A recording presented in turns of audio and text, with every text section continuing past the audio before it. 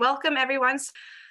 Today's presenter is Karen Faraden, who obviously needs no introduction for our Voices folks, but for anyone else watching, Karen Faraden is the founder of Berks Gas Truth, a Pennsylvania-based grassroots community organization fighting to ban fracking in all shale gas infrastructure, and a co-founder of the Better Path Coalition, a frontline and grassroots-led statewide coalition. She and a team of organizers across the state kicked off the Pennsylvania Climate Convergence in Harrisburg to pressure the government to take action on climate. And she's also a longtime member of the Voices Coalition. So with that, I will turn it over to you, Karen. Thanks so much. And this is all based on something that happened last month in Pittsburgh called the Global Clean Energy Action Forum. And I'll get into that piece of it a little bit later, but I wanted to start with a little bit of an introduction. The report that I did for the Better Path Coalition that we put out last month right before this forum, presumes that not everybody knows everything about what things are kind of being proposed in the realm of false solutions. And so I do a little bit of introductory work here, and that starts with this quote that I took off of a tweet that I thought was really great, that you can't fossil fuel your way out of a fossil fuel created crisis, and yet that's exactly what we're doing. The fossil fuel industry spent more than $1 billion in the 3 years after the Paris climate talks selling climate solutions to politicians, policymakers, and the public, also continue doing business as usual. And if you look at this map, this comes from something called the Great Plains Institute that has been involved in Pennsylvania. But I'll talk about that a little bit later. But you can see this map here is a map of our potential carbon capture projects. And this is based on the 45Q tax credit, which has been the subject of another Voices webinar featuring Paul Blackburn from the Bold Alliance group. But and so if you really wanted the details on 45Q, you really need to listen to that. He's great. But this is just in this presentation to show just the sheer number of things that are being considered. And this is just the carbon capture piece of it. So I have lumped false solutions into three general categories: technologies that are intended to offset the damage that continued fossil fuel use causes, and that would be carbon capture and storage, carbon capture utilization and storage, and direct air capture. And then technologies intended to lessen the climate impacts of continued fossil fuel use. And this is one, I was just telling Maya and Bridget before, that high blend is one we really need to be paying attention to. There are two big pipeline issues here with these false solutions. One is the CO2 pipelines that we have talked about before in these webinars. The other one is high blend, which is DOE's name, the Department of Energy's name, for this product that would be a combination of this technology process of mixing in hydrogen with methane in pipelines to cut emissions. And so hydrogen is especially concerning as an additive because it's very tiny. The molecules are tiny, and so they're more prone to leak. And they do influence the atmosphere in a bad way, even though they're not, hydrogen's not a greenhouse gas, but those molecules actually extend methane's life in the atmosphere. It contributes to the formation of smog, which is the third biggest warmer of the climate after carbon dioxide and methane. So hydrogen's presence is not helpful. And so leaking hydrogen is not a good idea, but in the pipeline, hydrogen also causes something called hydrogen embrittlement, which degrades the pipeline and makes it more likely to fail. And of course, we have an aging pipeline system to begin with, so that's an issue. And then the third category, and I'm sure there are others, like I said, I made up these categories, but the third one that I've observed is technologies intended to use fossil fuels to create clean energy. And that's the blue hydrogen story. And if you're not familiar with the hydrogen rainbow, I won't go into a whole lot of detail about it, but basically what's happening right now is that there's something called gray hydrogen, and that's this color-coded system that they've come up with to kind of differentiate these forms of hydrogen production based on the feedstock and the process used to create it. And so gray hydrogen is what's really being processed right now. That is something that is based on making the hydrogen from natural gas, but using something called steam methane reforming. And that process is something that emits a whole lot of carbon dioxide. And so 76% of the hydrogen being produced is being produced that way, and it's called gray hydrogen in the color coding system. So you turn gray hydrogen into blue hydrogen by adding carbon capture and storage into the mix, so that all those emissions that are coming out of the process are captured, whisked away in a pipeline, and sequestered somewhere. If only that worked, you know. But that's the difference. And so there are other colors of hydrogen. I'll mention a couple. In fact, there's one coming up in the next slide.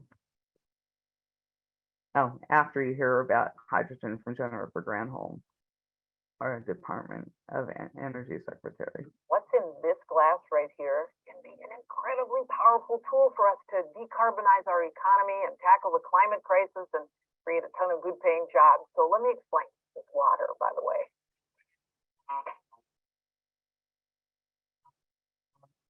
So hydrogen is a fuel that can be produced using, yes, water from energy sources like wind, solar, natural gas, and other methods. Clean hydrogen emits zero carbon emissions when it's used, like, for example, fuel in a fuel cell to produce electricity or as a way to store energy for long periods of time. Hydrogen can also be carbon neutral when it's produced from natural gas resources that use carbon capture and storage technologies and address methane leaks, avoiding harmful greenhouse gas emissions in the process. I'm super excited about clean hydrogen because of this reason. There's much potential to remove carbon emissions from very difficult to decarbonize sectors of our economy like steel and metals manufacturing and heavy transportation like trucks. And it's going to be a crucial clean energy source that it will help us to realize President Biden's goal of net zero carbon emissions by 2050. Clean hydrogen can also play a huge role when it comes to energy storage. Hydrogen can be stored for long periods of time. So if all other energy sources fail, hydrogen can be a clean, reliable backup source ready to keep the lights on and power the grid. That is a phenomenal question. At the moment, clean hydrogen is quite expensive, especially when it comes to production or storage or deploying it at scale. So in order for clean hydrogen to become a widely used fuel and help us to tackle the climate crisis, we have to lower the cost to make it competitive. And once we do, clean hydrogen, that economy will create a ton of good paying jobs all over the country, and it's going to help us reach the president's goal of net zero emissions by 2050.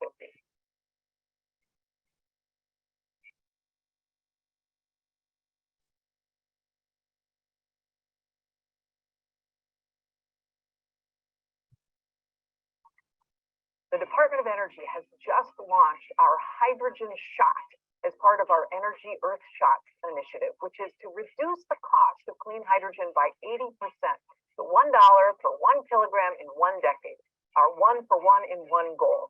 And achieving that hydrogen shot is going to allow us to produce and store and transport and use abundant hydrogen. And the bipartisan infrastructure deal and the president's Build Back Better agenda also call for clean hydrogen demonstration projects across the country. And those demonstration projects have the potential of creating hydrogen deployments in key areas that are transitioning away from fossil fuels and create good paying jobs in the process. So the hydrogen shot is a big, hairy, audacious goal. But at the Department of Energy, or the Solutions Department, as I like to call it, we're working with our national labs and industry and states to get this done. Clean hydrogen is the future.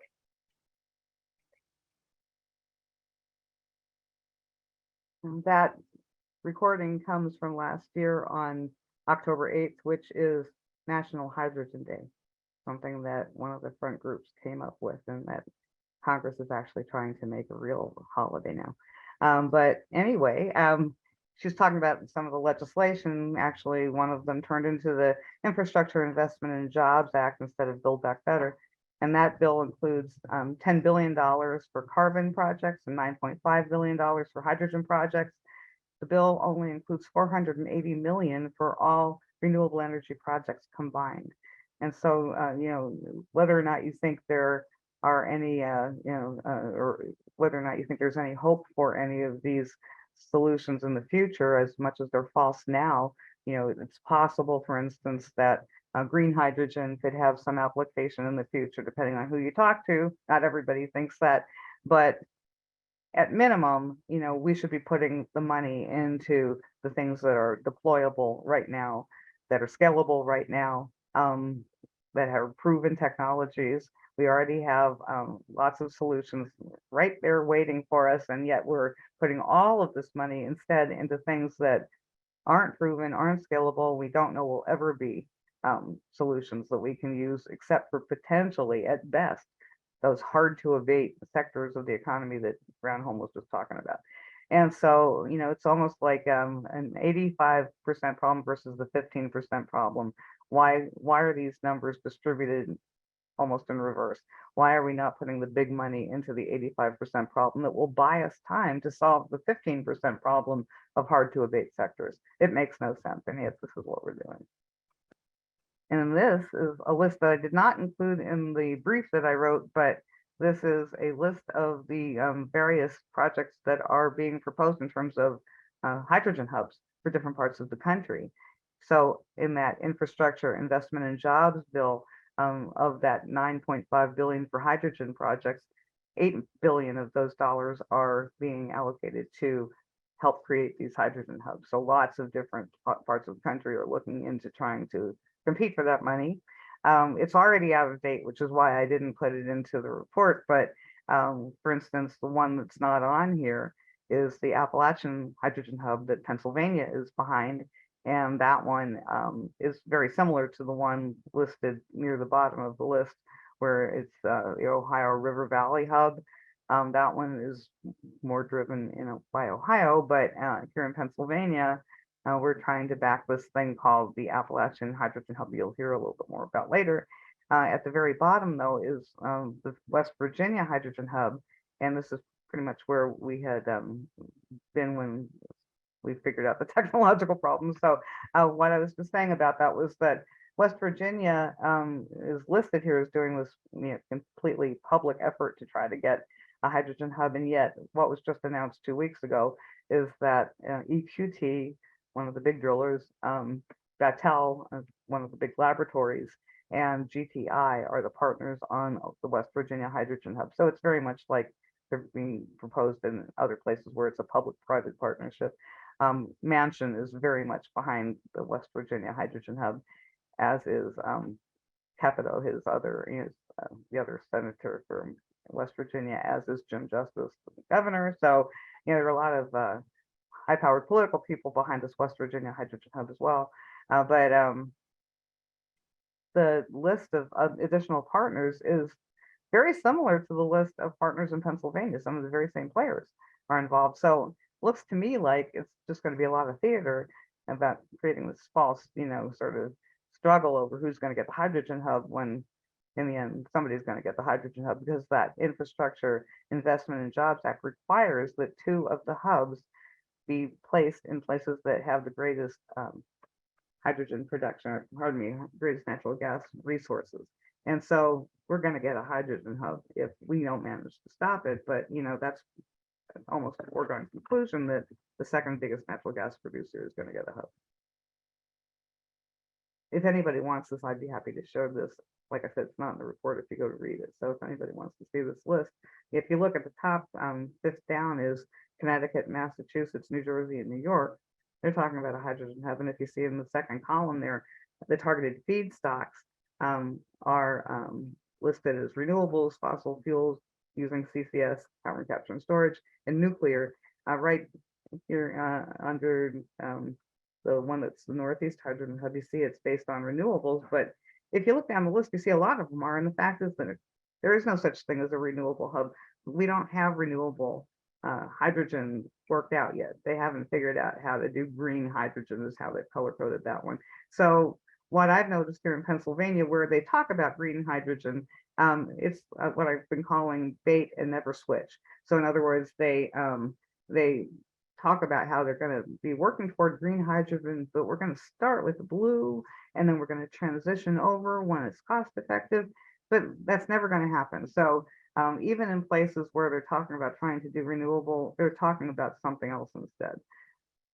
There is no way right now to do it at all cost effectively. And so all these hubs for renewables are kind of a pipe dream, no pun intended. And in fact, Naomi Oreskes, who a lot of people know from the Merchants of Doubt, she just did something in Scientific American at the beginning of August where she addresses this. And she says, imagine if I said I plan to build a home with materials that had not yet been invented, or build a civilization on Mars without first figuring out how to get even a single human being there. You'd likely consider that irrational or maybe even delusional. Yet this kind of thinking pervades plans for future decarbonization. And that's exactly what's happening. These things are being built on nothing. There was a really great series, I think a lot of people saw back in April, and it was on Frontline. It was 3-part series. Each one had a different name.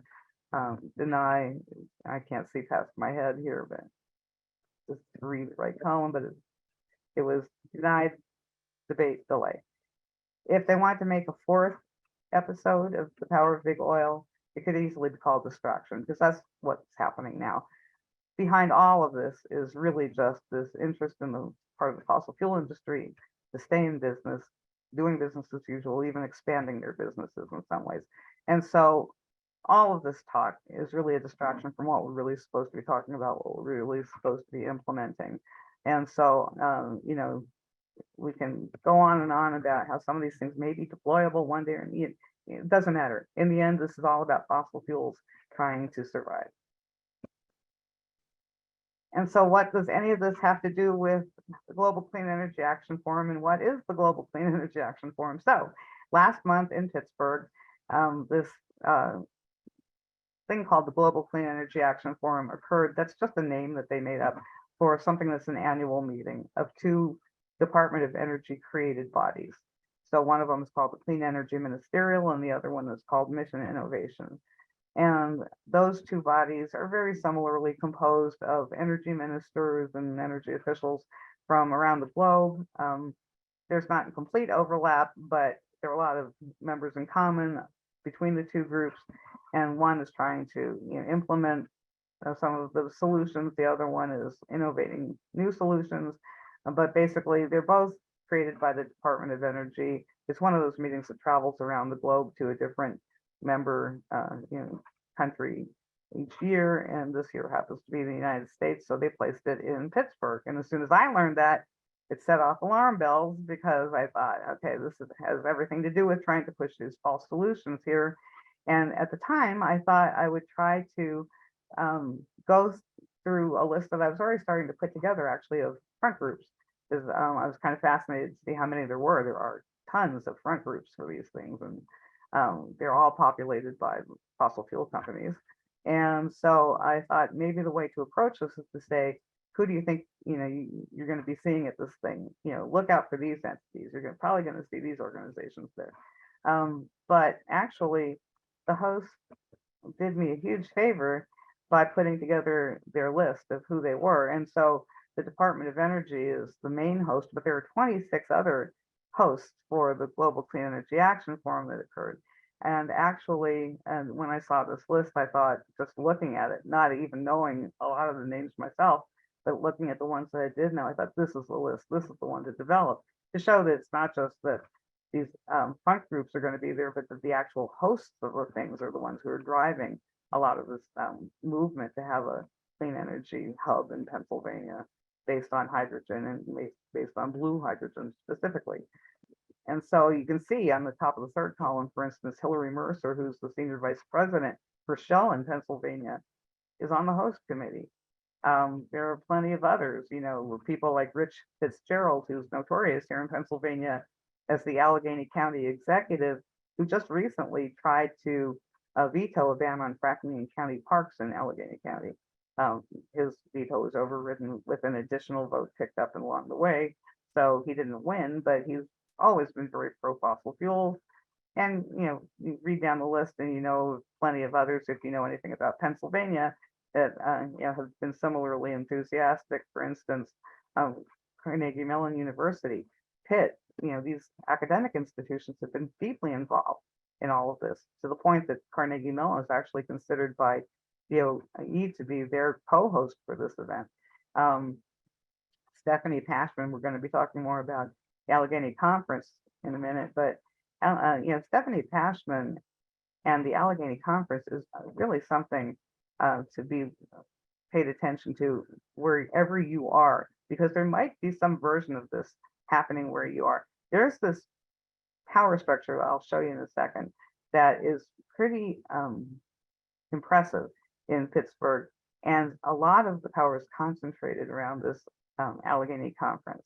And so the Allegheny Conference put out their own report, and I'll touch on that in a second. But they're all talking about how to deploy hydrogen.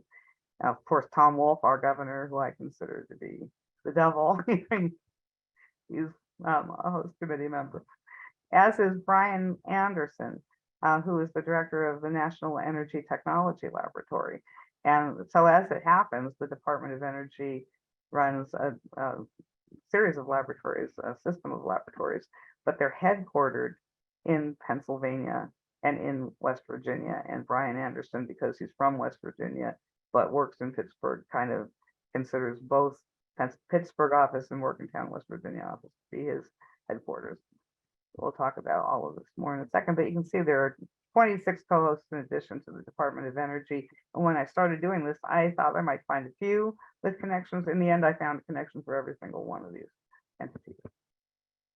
And so this is a little hard to look at if you see any of the business on the screen like I'm seeing with our faces on the side, for instance. But this is a map that I put together in what's called Little Sis. And if you're not familiar with that, check it out in Public Accountability.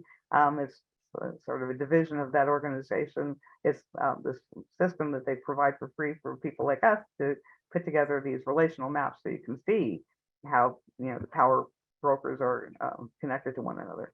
And so the thing you probably don't see potentially is the logo for the Global Clean Energy Action Forum. Coming off of that are bold lines, one pointing to Jennifer Granholm and one pointing to the National Energy Technology Laboratory I just mentioned. But I just wanted to run through, not in great detail, but what all of this map is about. So Andrew Light is in the center, coming off of Jennifer Granholm. He works for her. He deals with a lot of the international affairs for the Department of Energy, but he's also a member of both Mission Innovation and Clean Energy Ministerial, and he was actually the host on behalf of Clean Energy Ministerial, representing the Department of Energy. If you look to the U.S. Department of Energy logo that he's connected to and look down from there, you see that there's a division of the Department of Energy called the Office of Fossil Energy and Carbon Management. They just changed their name to add carbon management. It used to just be fossil energy. That's what the National Energy Technology Laboratory System reports into. So that particular part, they have other laboratories at DOE, but that one is all about fossil fuels. It always has been. And so there's this part of the business that's completely been dedicated to promoting fossil fuels, to enabling their growth and so forth. And that's the group that Brian Anderson leads. And he's the guy who's in Pennsylvania. But if you go up from that logo for the Fossil Energy Office, you see Lou Herkman. Lou Herkman spoke to a Pennsylvania crowd in a webinar in 2020. He kind of opened his talk by saying fossil fuels are here to stay. And it was supposed to be about carbon capture and storage. So it was pretty clear what it was really about when he gave his opening line. I threw in this as an aside that he left the Department of Energy, and now he's a senior policy advisor for the House Select Committee on the Climate Crisis. So yay. This is the state map. So I kind of broke it down so it was easier to look at. But this is a state host map. So the only host at the state level is really Tom Wolf. If you look up in the upper kind of central part of this map, you see what I consider to be the axis of evil. It's Tom Wolf, the Department of Community and Economic Development, who used to be headed by Dennis Davin, who since left the administration, but just recently. And he was also part of the board member of something called Team Pennsylvania, a public-private partnership that was started by Tom Ridge, but that has been under every governor to be used at their discretion, kind of projects that they want to work on. that they want to prioritize in their administration. So it could be a number of things, but Wolf has used his quite a bit to promote fossil fuels and to get this project going. Somebody who is also connected to all of this is Denise Brindley, who is the epitome of the revolving door. She has spent time at DEP, DCED. She was eventually named the executive director of the Office of Energy that Wolf created. But in between those positions that she's held in state government, she's also done stints at this company called TRC, which is one of those engineering firms that supports the fossil fuel industry and the natural gas industry specifically. And so she kind of just goes back and forth between working for DEP or DCED and then going to work for one of the companies that, you know, they actually are captured by. So if you look down, you see the Tri-State Coalition, the Shale Coalition that was put together a few years ago. Ken Zapinski is somebody out of Pittsburgh area. He's with that Allegheny conference I referred to. He believes he brokered the deal to create this coalition. At the bottom, you see Earl Ray Tomblin and Mary Taylor from Ohio. So these were the three governors, Mary Taylor standing in for the governor, but these were the three governors who came together to decide to collaborate rather than compete with one another in destroying the planet. And so we have, you know, this Tri-State Coalition that was put together a few years ago. One of the key players in putting that together was Pat Getty, another Pittsburgh fellow. And this whole process led to the creation of something called Into Market. Into Market was formed by Pat Getty and this guy, Michael Dougherty, over on the far right. And if you go up from there, you see that the Appalachian Energy Future effort that's happening right now to create the Hydrogen Hub was not only put together by Into Market, but is now under the executive direction of Michael Dougherty. And so all of this came out of what started out as the Tri-State Shale Coalition. Now it's the Hydrogen Hub group. This is the map of everything. So at the bottom, you see all of the co-hosts.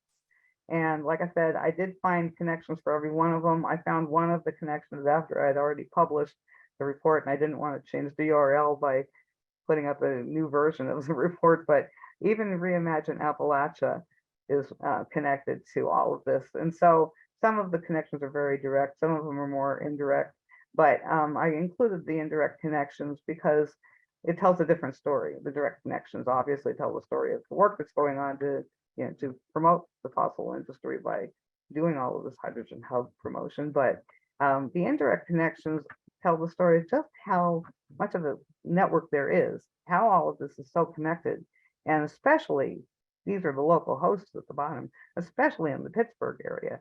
You know, so it's part of the zeitgeist. You know, it's hard to resist. It's hard to get away from it. I did the same map in a slightly different form, pulling out some of the key moments or documents or events that I highlighted elsewhere in the report. So it's basically the same map, like I said, with just some different things sort of emphasized. And so the things that are emphasized are things like these moments or reports or events. So this is the federal and state timeline. So there was the Tri-State Shale Coalition I just told you about. In April of 2019, there was Pennsylvania Energy Horizons. I won't go into detail because I know we're getting short on time, but Pennsylvania Energy Horizons was this scenario exercise that was driven by Shell on behalf of Team Pennsylvania. So Shell was actually the one running the event on Pennsylvania Energy Horizons. In June of 2020 was that webinar where Lou Herkman said fossil fuels are here to stay. It was for a completely Democratic audience. Actually, most of the speakers were people like John Quigley, our former DEP chief, legislators from the Democratic Party. So, you know, in Pennsylvania, just like at the federal level, there's been a lot of enthusiasm for this from the Democrats. This is not something that Republicans are pushing. In fact, the infrastructure, the IRA, not a single Republican voted for. This is all stuff that's being driven by Democrats. and eventually they'll have the help of Republicans. But it's important to know that we don't really have champions here. The Appalachian Energy and Petrochemical Renaissance Report was something put out by DOE, and this is not talking about hydrogen, but this was back when they were talking about the last hub, a petrochemical hub, and an Appalachian Storage Hub. So, you know, they've been promoting these hubs for years, but, you know, they themselves were pushing something just 2 years ago that wasn't about hydrogen hub. It was still about petrochemicals and fossil fuels and fracking. In 2020, this is when Wolf entered into something called the Regional CO2 Transport Plan. We found out when he did that Cindy Dunn from the Department of from Conservation and Natural Resources had been studying, her agency had been studying CO2 transport, CO2 pipelines basically, and places to, you know, put injection wells into the ground in Pennsylvania for 20 years. Public hasn't been privy to any of that, but that's how things work here. So, so they've been developing CO2 transport plans on their own in Pennsylvania. Wolf signed onto this regional effort that was run by the Great Plains Institute, put together that map that was at the top of CCS possible locations.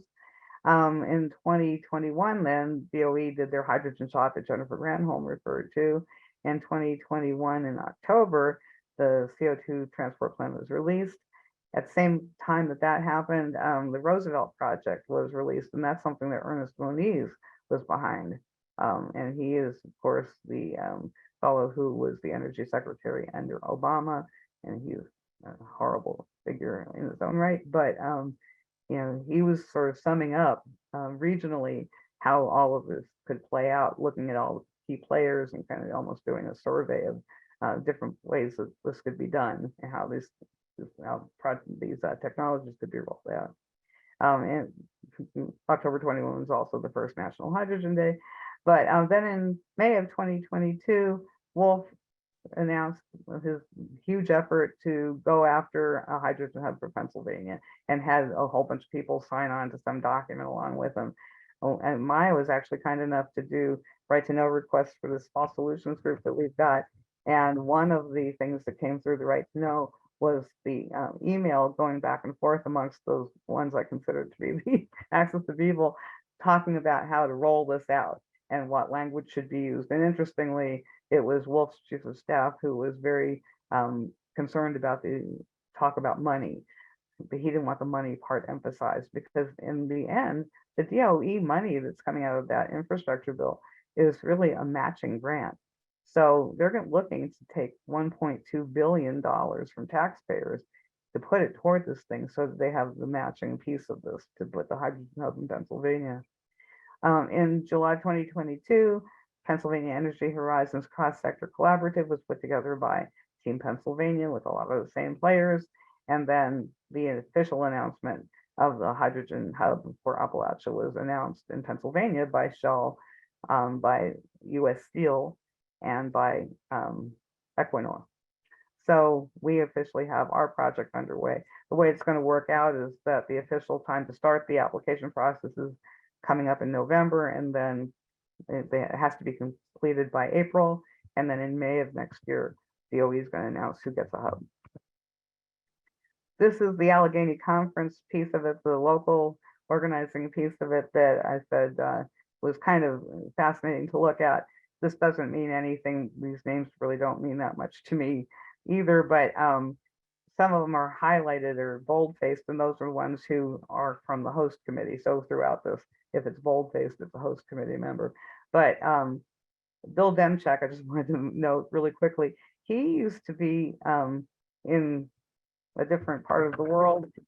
He used to be involved in doing these deals that led to the 2007 and 2008 economic crisis. I'm trying to think of the name of the instrument that he used, but he was sort of the king of this instrument that helped. It was a default instrument that helped create that crisis. And in his business, by his colleagues, he got the nickname the Prince of Darkness. So now he's the guy running PNC Bank in Pennsylvania and a member of every one of these things. And so he's got kind of a sketchy background, but now he's kind of very central to a lot of the decisions that are being made about how things work in here in Allegheny County and Pittsburgh. Rebecca Byers there at the bottom, toward the bottom, she is with Jones Day. That's a law firm that has always been very connected to the industry. I think it was McIntyre from FERC who came to FERC from Jones Day. But in Pennsylvania, they also represented one of the companies that had been cited by the grand jury for misdemeanor related to fracking. So, that's who they are. Brian Selesky right above her, he's the president of the Greater Chamber of Commerce, even though the company that he runs is into robotics. So, it cuts across all different industries and all different things in Pittsburgh, the way they've aligned themselves. But the really fascinating part, when you look at the report, is that they have consolidated power in this way that's just frightening. It's the Allegheny Conference for Community Development. It's the Pittsburgh Chamber of Commerce Board. It's the Pennsylvania Economy League and Pittsburgh Regional Alliance. All of these entities, and they're all populated by lots of local leaders. They're all consolidated now under the Allegheny Conference.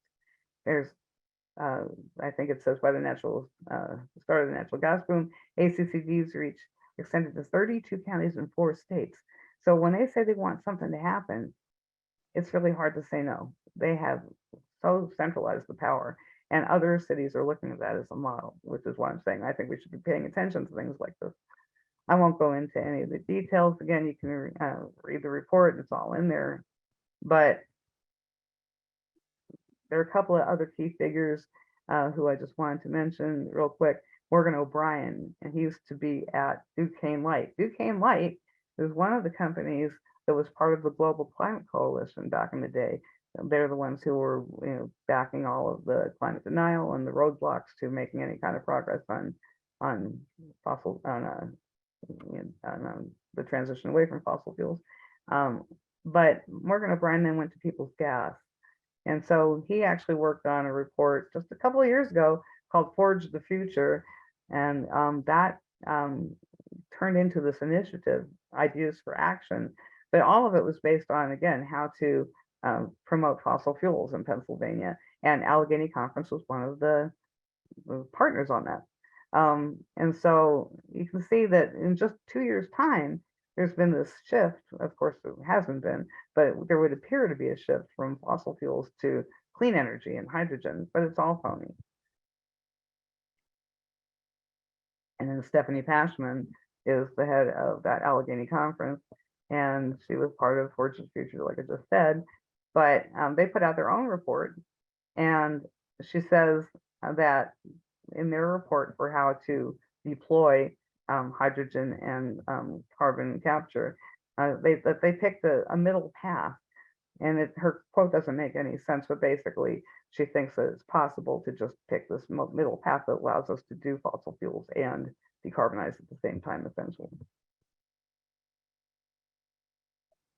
So this is the last slide I have. This is the Department of Energy Efficiency and Renewable Energy's webpage has links to lots of educational materials like increase your H2 IQ and bingo cards and things like that. They have a fun font.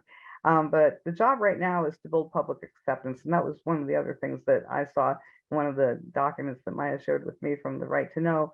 And that was a response that Pennsylvania wrote to the Department of Energy. They've been surveying people to try to figure out what kind of things they want to see in the process of approving the hub. So the potential candidates for hubs were invited to submit these survey responses, and Pennsylvania said that the big thing that has to happen now is educating the public, which shows that this is where the energy is going to go now. This is where a lot of resources are going to go, but it also tells us that we have an opportunity to educate the public too. And so this is our moment that we should be trying to get this information out to the public, but this is not the direction we need to be taking. So the purveyors of snake oil, which we've been calling it, won't be in Pittsburgh, or this is something I was writing in advance, obviously. They weren't going to be in Pittsburgh to sell a hydrogen hub to the Department of Energy. They're partners on the same, they're on the same team. The target of their sales pitch is you. So with that, I'd be happy to answer any questions I know we're just at 11 o'clock now, so I don't know if anybody can stick around, but if you have any, I'd be happy to answer them. Thank you so much, Karen. It looks like there's one, and just a reminder, if anyone has any last minute burning questions, put them in the Q&A box. One from Mary saying Corpus Christi has a huge cracker plant and also an LNG port. It's in the final stages of a hydrogen hub. Would they all be connected? Yeah, I mean, the one thing that we're seeing is that each one of these projects is finding its way into the hydrogen hub in terms of capturing carbon, from these different things. So they're not all connected end to end necessarily. Like the one that's we're fighting up in northeastern PA is the Nacero gas to gasoline plant. That's another thing that's been proposed and is farther along than most of the other things that have been proposed. But that one would be gas to gasoline, but they would also produce hydrogen as a side product, and that would be blue hydrogen because it would incorporate carbon capture and storage. So everybody who's proposing something these days is trying to figure out how it fits in. And so Energy Transfer is talking about trying to do a project down in Chester County, and that would be connected to the Marcellus Hook thing, the export terminal there for the stuff that goes overseas to Scotland and Norway, and the ethane that gets exported. But there is also an effort by Chesapeake Energy to do some kind of a hydrogen project in Philadelphia now. So it's showing up everywhere. So we have a question from Kathy that I think would be a nice note to end on, or maybe even continue into our next Voices call. But she asked, what are the most effective, timely strategies to combat this? I really feel like it's an uphill battle because one of the things that we noted when the Nacero plant was proposed was that not one of the articles about it had that sort of obligatory fifth paragraph, environmentalists are concerned. And I asked the groups that we were meeting with, this has been our fall solutions team, a lot of the organizations in Pennsylvania get on those calls, and we were saying, anybody get an interview? Did anybody get asked questions? Nobody did. And so if you look at the headlines for that project, a lot of them, or at least in the lead, it said it's a game changer. It was like the media is completely taking this just right from the industry, and they're not even questioning it. And I think it's because it's greenwashed, and that's what's the danger here, is that we are coming off as the perfect being the enemy of the good, because now all of these companies have shifted from climate denial to just doing a lot of greenwashing, which is what all of this is. And so when we sound like it's just not good enough, like what is good enough for you people, and it just puts us in a bad light. And so it's a really tricky situation. And I would say the one thing that we can be doing is educating people about what this is all about, what kind of expense it's going to mean for them, how it's not going to get us where we need to go. And the way we need to do it, I think, is to create our own our own media by doing lots of letters to the editor. It's certainly not getting reported. This whole Global Clean Energy Action Forum wasn't reported anywhere outside of Pittsburgh. So all of the stuff that went on there wasn't even reported in Philadelphia for sure. And that's the paper of record for the state. I don't think they said word one about the hydrogen hub. And it's really hard. I sent out an op-ed to two different papers. Pittsburgh said they were going to print it. They were lying. And Philadelphia didn't bother responding at all. And so, it's really hard to break through. And so we have to do everything we can, talking about it in our communities, writing about it in newspapers as much as we can to earn our own media on this, but to just educate people about how this is really not the solution, and how we would actually be better off using the methane, as bad as that is, rather than using it to create a different product in the form of hydrogen that they're just going to then put into a pipeline with methane anyway. So, it's tough, but I would say one of the opportunities I realized very quickly, to wrap it up, is that I don't know, about 3 weeks ago, Jean Yaw, our ridiculous head of the Environment and Energy Committee on the Senate side, can't speak. Yaw held a hearing on hydrogen, and some of us went there dressed as snake oil salesmen. And what we heard, though, was from a couple of senators who asked questions that they don't know anything about this either. And so that's a real opportunity for us, is to be talking to our legislators and telling them that this is a bad idea. And there are lots of great reports and studies out there that make it clear how bad this is. And so that's, to me, the number one thing we need to be doing right now, each one of us, is going out there talking to our state legislators. If you're not in Pennsylvania, you should be doing the same thing anyhow, because if you saw that list, everybody's thinking about this one way or another. So talk to your legislators, let them know this is not the way to be going, and fill them in on the information. Like, one big thing is pore space. This is going to be the eminent domain, that sort of forced pooling or split estate issue of these false solutions, because what they're talking about is trying to figure out who owns the cavities underneath your property. Can they go putting carbon into those cavities? So that's one thing that legislators are trying to figure out. They don't know anything about it. And so it's just things like that. There's so many ways that we can approach it. And we have the False Solutions group here in Pennsylvania. Anybody's really welcome to be part of that. We're trying to figure these things out together. And so I would say, get it out to your friends, put it in the newspaper as much as you can, and talk to your legislators. Thank you, Karen. Sounds like we all have our work cut out for us. But we are a bit over time. I'm sorry about the late start time today, but thank you so much, Karen. And thank you to everyone who got on and joined us. Thanks for having me. And thanks everybody for joining. Yep. Bye-bye.